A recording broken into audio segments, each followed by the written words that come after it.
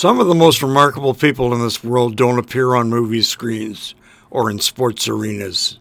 They work in offices, study in classrooms, and raise families at home. They're just ordinary people like you and I, ordinary people who have experienced something extraordinary and survived. Journey Women Off the Map is a television series I directed and shot over a 12-year period. Unlike most explorer stories, these modern travelers are women, ordinary women who agreed to be filmed taking journeys to extraordinary places. For the Yemen program, I was joined by my female host, Hope.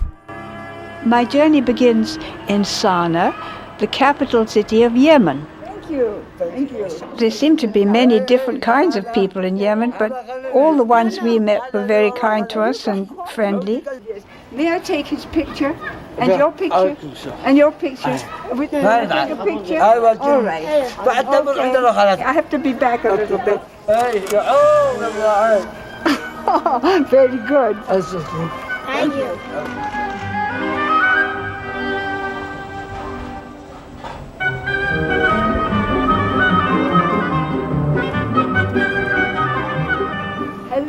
Hello.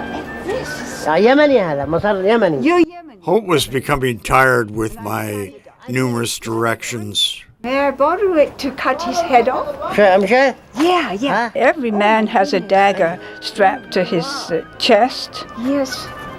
Look at it. Isn't that beautiful?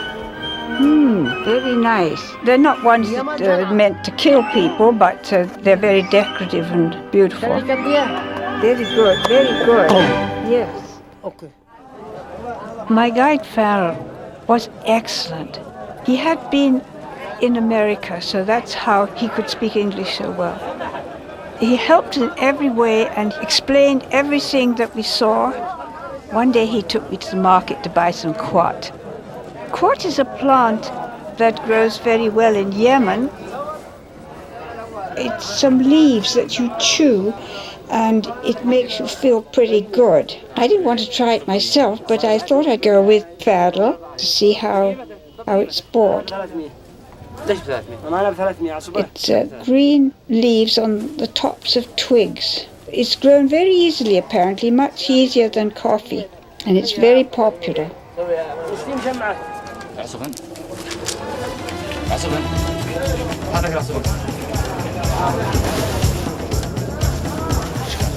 Something like tobacco.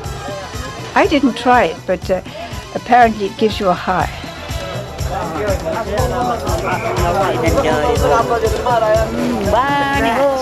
Very good stuff.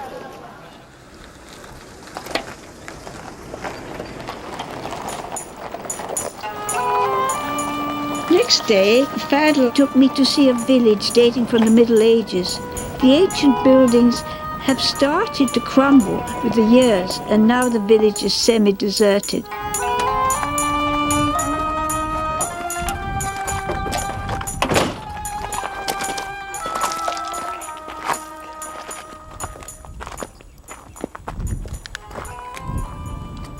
So many roofs are broken. Is this town deserted? No, it's not. But some of them, when a part of the house fell down, they don't have the money. They couldn't afford it to build it again.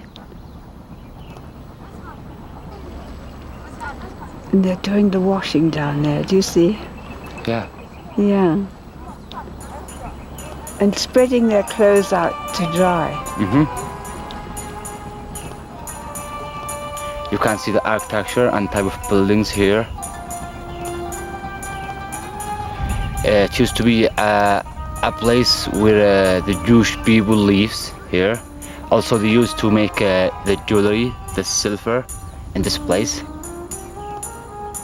And when was the town built? In the Middle Ages. It's very beautiful.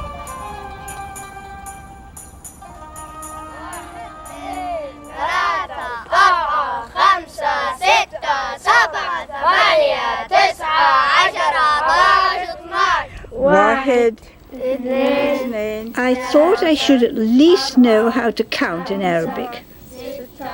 These boys were helping me count to 10. 12 1 2 3 4 5 6 7 8 9 10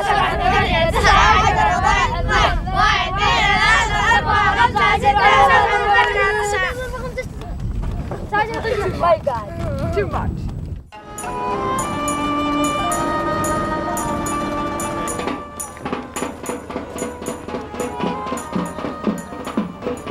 Dad knew of a wedding that afternoon, so he took me there. When we arrived, the actual wedding was over, but there was a lot of dancing, which was great fun to watch.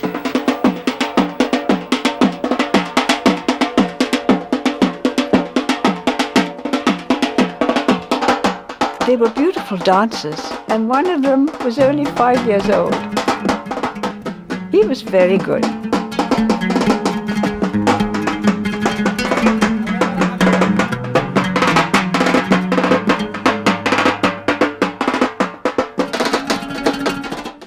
While filming the dancing, someone took my wallet containing about $100 worth of local currency.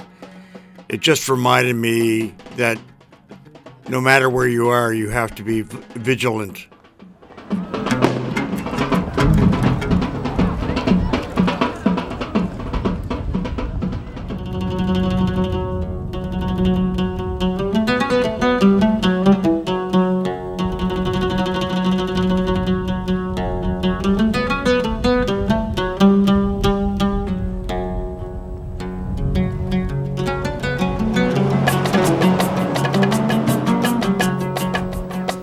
Next day, Fadl took me to Copperburn, a village perched on the top of a hill. A very strategic place. There's very good fortification. Many cities were bombed during Yemen's 1962 civil war. The conflict was over land and has been going on for years. The war is now over, but there are still rebels operating in the desert. It has been bombed in 1962 when we had the civil war between the Republic and realist people, when we had the revolution. Was this one bombed down here? No, it wasn't. No. That one used to be the capital. You can see the castle. It has been established in the 18th century. Wow, what a view. Beautiful.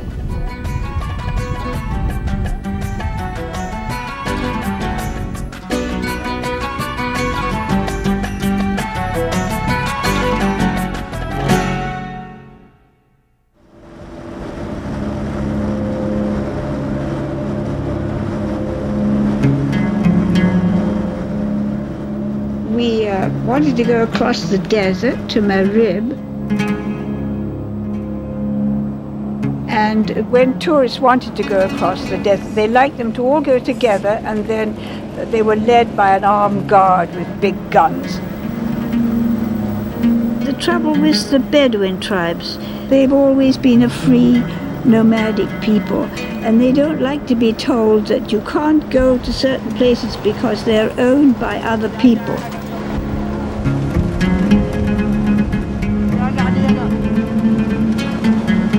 And so they would capture tourists sometimes and keep them as a special thing they could exchange for getting their own way. I wasn't nervous about traveling to this country because Fadl was such an excellent guide and looked after me so well. I felt perfectly safe. Sometimes you have to have faith and trust in your guide. The information you read at home about a destination may be completely inaccurate and is likely out of date.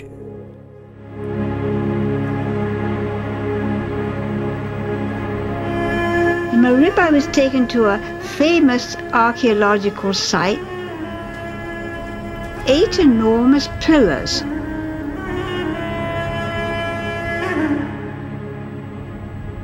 And the local people like to think these pillars are from the temple of the Queen of Sheba.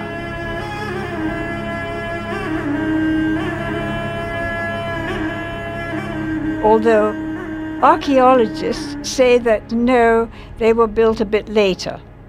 The work of American archaeologists in the early 50s was interrupted by local tribespeople, whose suspicions of the oddly behaving strangers finally turned to open hostility.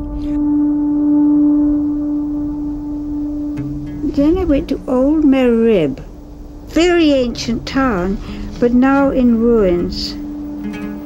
The town had been bombed during the Civil War in 1962, and it remains in ruins to this day. I met this old woman, and she seemed to be about the only family living in the town, who was telling me how the village was bombed. Okay. Bombs? Bombs? Oh,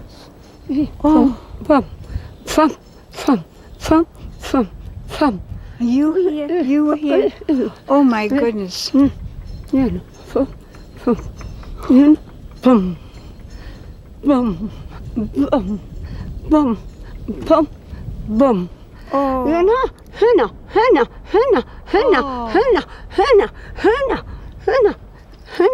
هنا كل boom. There were ruins everywhere.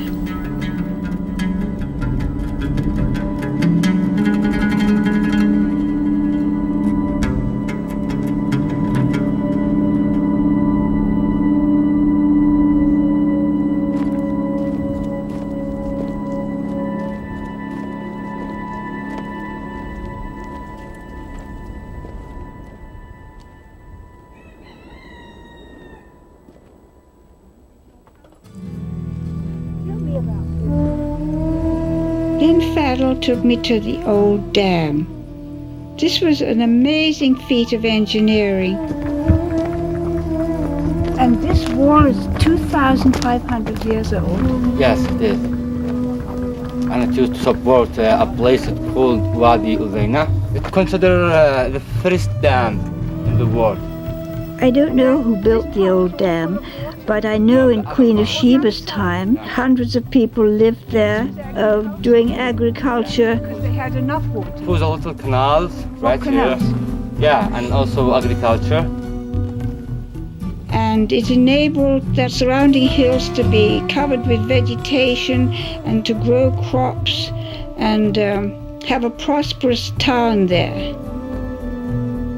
But it finally silted up, and then with an earthquake, it completely collapsed, and now it's just desert.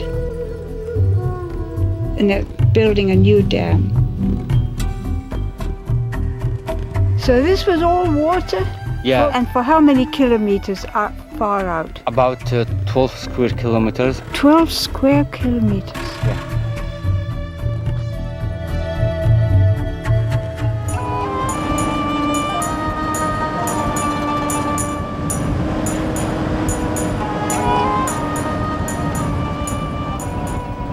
From Marib to get to Shibam, it's advisable to have an armed guard. And we were lucky to get a very handsome Bedouin man. He was actually a doctor and did anesthetics in the hospital. He carried an extra gun and protected us all the way, the 9-hour journey.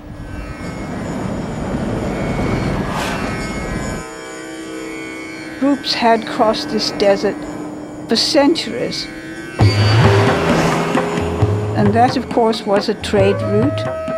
Frankincense and myrrh and all sorts of wonderful stuff which they took to other countries.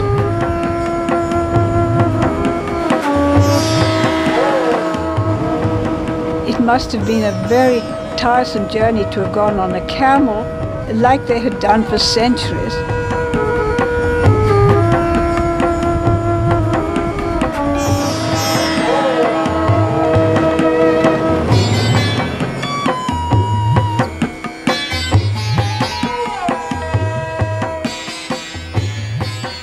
We finally arrived at Shibam, famous for its high-rise buildings in the middle of the desert.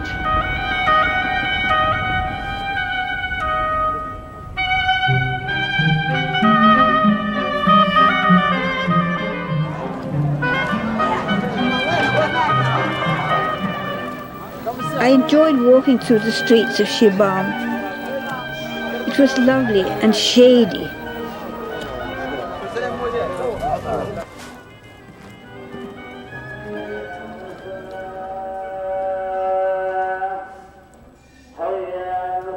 Muslims are very devout and devoted to their religion. Their religion gives them great strength. Shibam had these great tall buildings, and in the streets were children and animals, mostly, very few cars. And then you push the button. Oh no, she took a picture. She took a picture. She took a picture. She's so funny.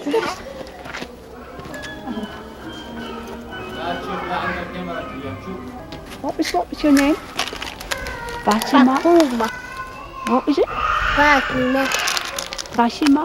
Basima? Very nice, lovely. And Ejima? Abiya. Abiya. Abiya, that's beautiful.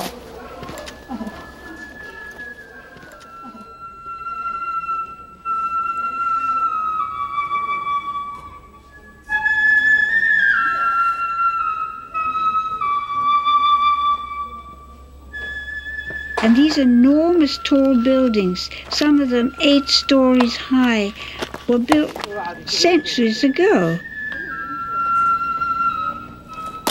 Most of them are built of mud and stones.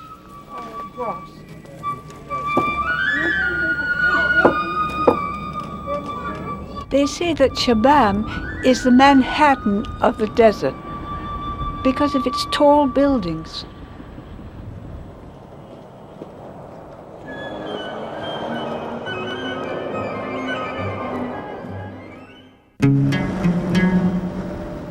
After days in the desert, we finally arrived at the sea, and such a beautiful sea.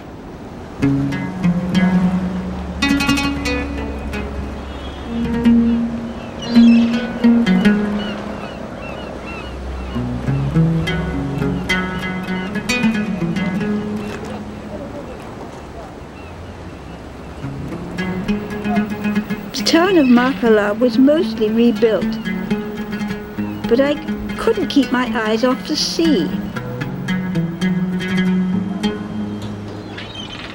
Out at sea was a large, rusty ship, and we were told it was coming in the harbour, but it hit some rocks and has been in the harbour ever since.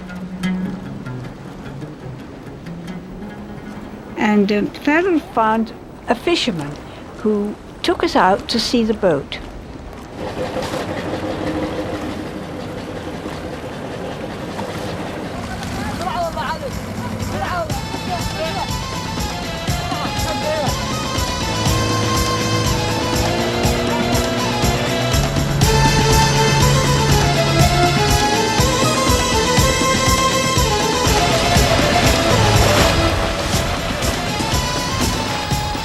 I enjoyed the boat ride to the old wreck, and the old wreck was such beautiful colours, all rusty golds and browns.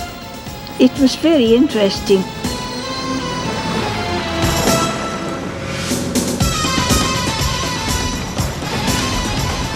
And we were told how the poor thing was stuck on the rocks. It was full of rice, and the rice had all been ruined.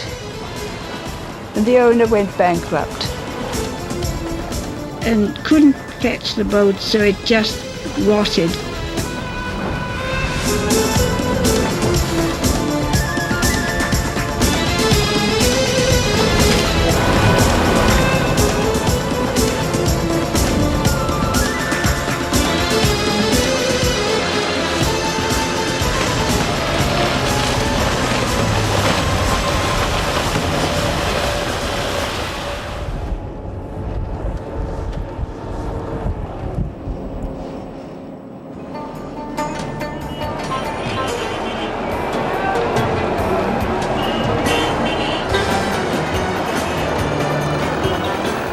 back in Sana. There's a fine market. You could buy just about anything.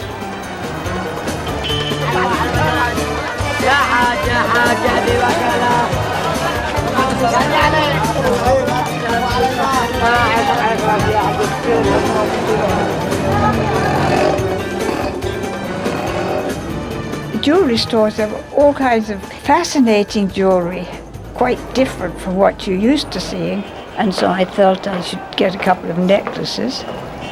Yes, I'd like a necklace, please. Yeah. Well, that's very beautiful.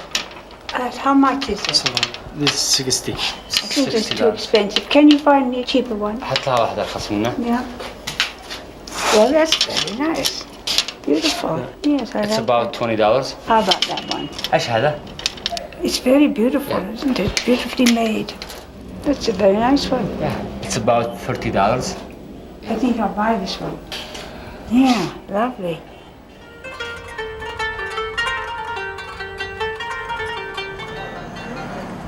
At the end of the trip back in Sana, Fadl introduced me to his son and father. Oh, this is my father. His name is Mohammed. I have to put my glasses on to see him this way. Hello. Hello. This is my son here, Iyad. He's a 3 years old boy. They're warm and hospitable people and made me feel welcome.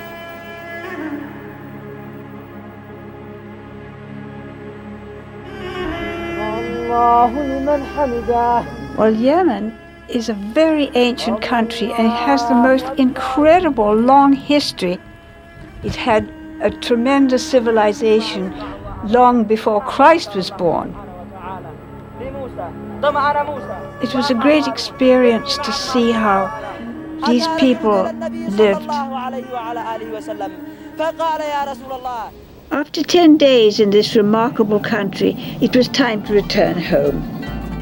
Yemen has had its past wars, but what I learned about its history and people has shown me its beauty. Oh yes, I enjoyed it very much.